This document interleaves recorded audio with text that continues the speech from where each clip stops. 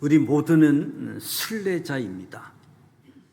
인생은 나그네 길, 어디서 왔다가 어디로 가는가? 구름이 흘러가듯 떠돌다 가는 길에 정일랑 두지 말라, 미련일랑 두지 말자. 인생은 나그네 길, 구름이 흘러가듯 정처 없이 흘러서 간다. 인생은 벌거숭이, 빈손으로 왔다가 빈손으로 가는가?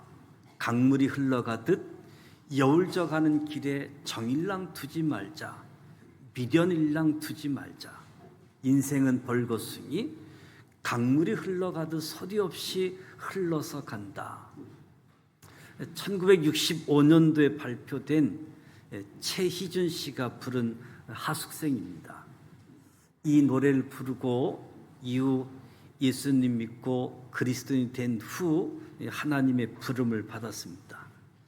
우리의 인생은 나그네와 같습니다. 우리가 이 땅에서 천년 만년 살지 않습니다. 길어야 100년 안팎의 삶을 살 뿐이지요. 성경에서도 이 땅에서 사는 우리의 인생을 이끌어서 나그네라고 부릅니다. 베드로전서 2장에서는 사랑하는 자들아, 거류민과 나그네 같은 너희를 권하노니 영혼을 거슬려 싸우는 육체의 정욕을 제어하라. 히브리서 11장은 성도들을 이끌어서 외국인과 나그네라고 합니다. 하나님이 성도들을 위하여 예비하신 한 성, 더 나은 본향이 있다고 말씀합니다. 저와 여러분이 돌아가야 할 본향이 있는데 우리의 고향 땅과는 비교할 수 없는 것, 더 나은 본향, 더 나은 본향이라고 이야기합니다. 우리의 인생은 이 땅에 바벨탑을 쌓는 것이 아니고 우리가 돌아갈 더 나은 본향, 천성을 향해 나아가는 것이지요. 이러한 우리의 인생을 가장 잘 그려준 사람이 존 버년이라는 사람인데, 영국 국교회에는 설교하지 말라라는 국법을 어기고 비록 평신도였지만 하나님의 은혜를 알고 제사함 받고 구원받은 감격이 있어서 복음을 전하지 않으면 안 되는, 그래서 복음을 전하고 설교를 하다가 체포되어져서 무려 12년을 감옥에 갇힙니다. 복음 전했다고, 설교했다고. 감옥에서 시대를 초월하여 성경 다음으로 많이 읽혀지는 책 철로 역정을 쓰게 되어집니다. 200여 개의 언어로 번역되어져서 오늘 신앙인들에게도 읽혀지고 있습니다. 기독교 고전이라고 할 수 있겠죠. 여러분도 한 번쯤 읽어본 분들이 있을 터인데, 읽어보셨던 분들뿐만 아니라 다시 이번 기회에 철로 역정이라는 책을 읽을 수 있는 기회가 주어졌으면 좋겠습니다. 왜 철로 역정이 성경 다음으로 많이 읽히는 책인가? 17세기 말에 350년 전에 존 버년의 생전에 10만 권 이상이 판매되어지는 책이었습니다. 많이 읽히는 책이 된 것은 그가 믿음을 부인하지 않고 끝까지 지킨 진실한 사람으로 그의 인격을 존경하고 그의 인격을 신뢰하고 있기 때문에, 그런가 하면 이 책의 내용이 우리 인생을 순례자로 아주 우화적으로 잘 묘사해 주고 있기 때문에 많은 사람들이, 성경을 접한 사람들이 이 책을 성경처럼 읽었던 모습을 보게 되어집니다. 철로 역정은 한문으로 번역한 제목입니다. 하늘로 가는 역정. 원 제목은 The Pilgrim's Progress, 순례자의 여정. 이 세상에서 다가올 세계로 나아가는 순례자의 가정이지요. 멸망의 도시를 떠나서 천국으로 가는 여정이라고 할 수 있겠지요. 존 버녀는 저와 여러분의 인생을 크리스찬, 기독도라고 하는 한 사람의 인생 순례를 아주 놀랍게 극화시켜 놓았습니다. 철로 역정은 주인공 크리스찬이 멸망할 이 세상에서 모진 시험, 역경을 이겨내고 끝내 천성, 천국, 새 예루살렘 성에 이르는 과정을 소설로 엮어 놓은 책입니다. 순례는 방황이 아닙니다. 순례는 방랑이 아닙니다. 방랑은 목적이 없기 때문에 방황하는 것이지만 순례는 우리가 가는 분명한 목적지, 목표, 비전이 동반되기 때문에 우리의 걸음은 순례자의 길이라고 할 수 있겠지요. 표대를 향하여 그리스도 예수 안에서 하나님이 이에서 부르신 부름의 상을 위하여 달려가노라. 천성을 향하여 나아가는 것이지요. 마치 마라톤 선수가 목적지를 향해 달려가는 것처럼 상을 향해서 또는 완주를 위해서 포기하지 않고 마지막까지 달려가는 것처럼 천성을 향해 나아가는 것입니다. 순례자의 삶을 사는 저와 여러분은 혼자가 아니라는 사실을 기억하시기 바랍니다. 우리와 동행하는 자들이 있습니다. 철로 역정에서 크리스찬과 함께하는 대표적인 사람들이 있는데 꼭 필요한 교훈과 지혜를 전해주는 전도자. 존 버녀는 자기의 신앙을 지도해 준 기포드 목사님을 전도자로 상징화시키면서 우리의 순례에서 꼭 필요한 영적 지도자. 저와 여러분의 순례자의 길에 영적 지도자들이 있기 때문에 믿음으로 순례의 길을 잘 마칠 수 있게 되어지는 거지요. 그리고 크리스찬과 동행하는 두 사람, 믿음, 소망이 있습니다. 믿음으로 경주하는 순례길에 동행하는 자는 많지 않습니다. 항상 소수일 뿐이라고 느낄 수 있고 그것이 사실입니다. 홀로 가기에는 힘든 인생길이지만 동행자들이 함께 있기 때문에 순례를 계속할 수 있게 되어지는 거지요. 하지만 순례는 끝까지 동행하지 못할 수도 있습니다. 철로 역정에서 믿음이 허용의 시장에서 큰 시련을 당하고 순교하기 때문이지요. 그래서 크리스찬은 소망하고 천성에 이르게 되어집니다.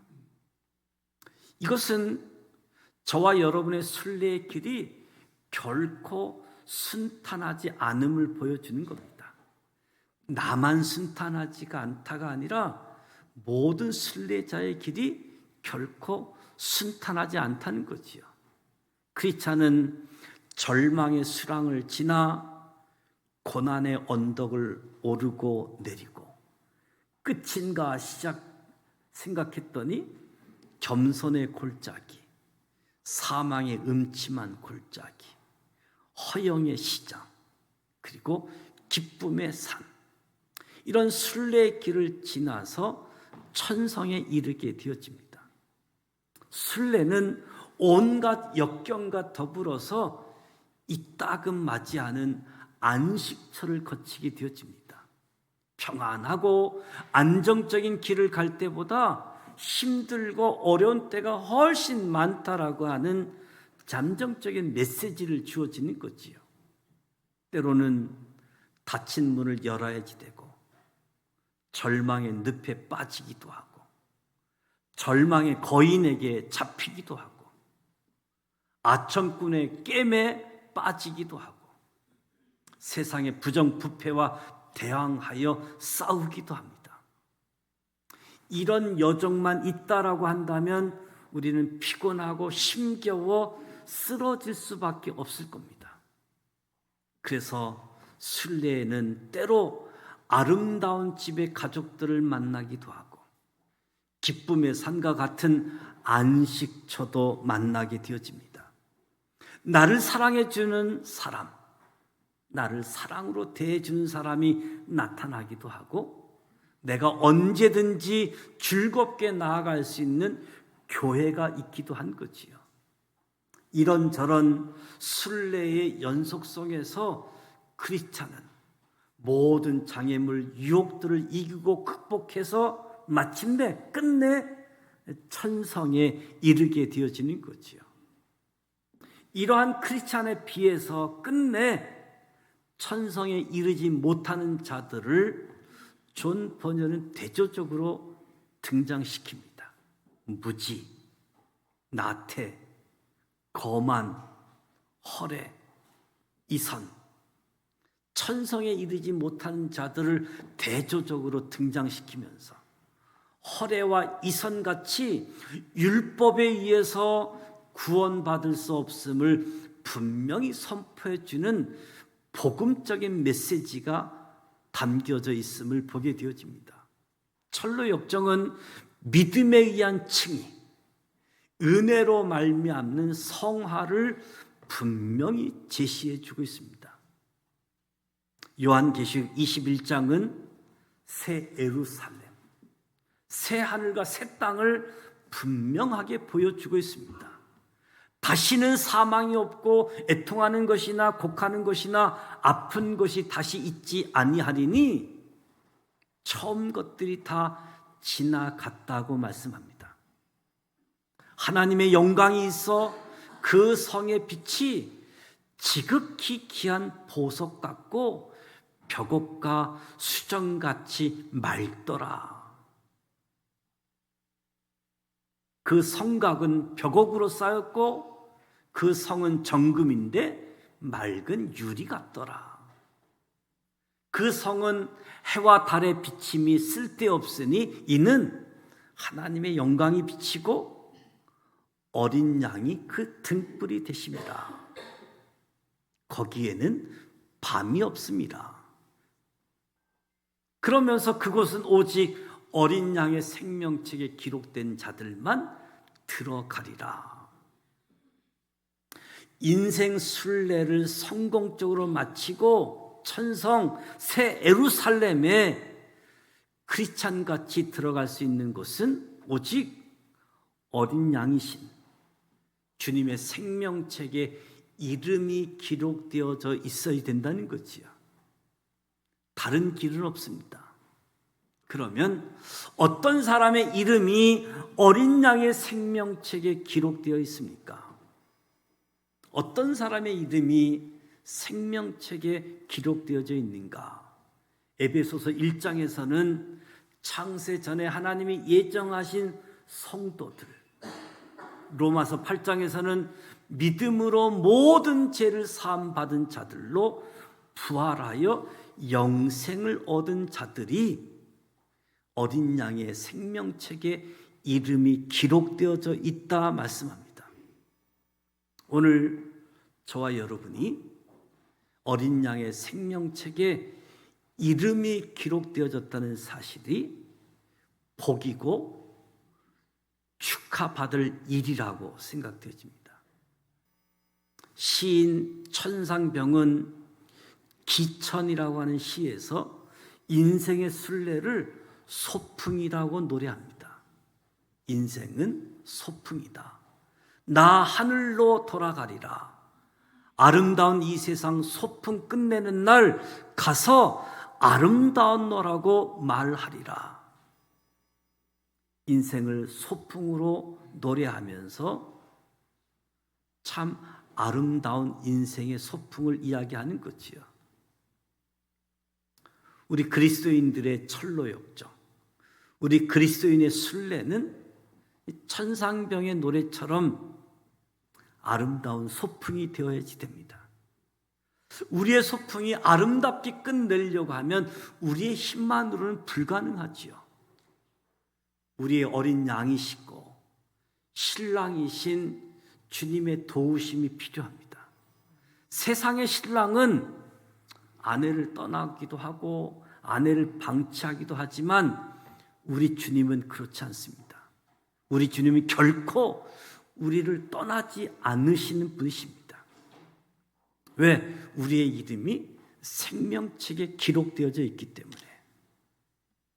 우리 인생의 성공 여부가 여기에 달려 있습니다. 우리가 할 수 있으면 많이 배우고 많이 벌고 많은 존경을 받으면 좋지만 이것이 결코 성공은 아니지요. 우리의 이름이 주님의 생명책에 기록된 자만이 인생의 순례를 성공적으로 마치게 될 것입니다. 우리의 모든 남은 인생의 순례를 잘 경주해서 주님의 생명책에 이름이 기록되어지고 영원한 생명, 승리하는 삶, 순례의 길을 완주하는 삶이 되어지기를 축복합니다. 9월 첫째 주일입니다. 2024년도 가을이 시작되어집니다. 내가 잡은 줄로 여기지 아니하고 오직 한 일, 즉 뒤에 있는 것은 잊어버리고 앞에 있는 것을 잡으려고 표대를 향하여 부름의 상을 위하여 함께 달려가십시다. 바울의 고백이 저와 여러분의 고백이 되어지길 원합니다. 저와 여러분이 사랑하는 이들 모두가 우리의 가족, 우리의 친지, 우리의 이웃들 모두가 주님의 생명책에 이름이 기록되도록, 그리고 함께 천성을 향하여 달려가도록, 때로는 가던 길을 멈추거나 때로는 가던 길을 뒤돌아오거나 때로는 장애 때문에 두려워하고 여러 가지 상황들을 만날 때에 오히려 생명책에 이름이 적혀 있고 구원의 감격을 가지고 우리의 길을 비웃거나 조롱하는 사람들에게 확실한 증거를 보여주고 영적 지식, 영적 무장함으로 순례의 길을 승리하는 삶으로, 완주하는 삶으로 보여주는 일에 저와 여러분이 쓰임받을 수 있도록 다시 한번 9월을 시작하면서 우리의 인생의 순례의 길을 혼자 걷는 것이 아니라 함께 하는 것이다. 그리고 목적 없이 방랑하고 방황하는 저들을 우리 같이 순례자의 길로 함께 동행할 수 있는 축복의 시간으로 펼쳐질 수 있도록 다시 한번 주님을 알지 못해서 구원받지 못한 사람들, 그들을 위하여 기도하고 그들의 이름을 적고 기도하면서 순례의 길에 초청할 수 있는 복된 삶의 여정이 저와 여러분의 삶의 여정 속에 함께 펼쳐지기를 주님의 이름으로 축복합니다.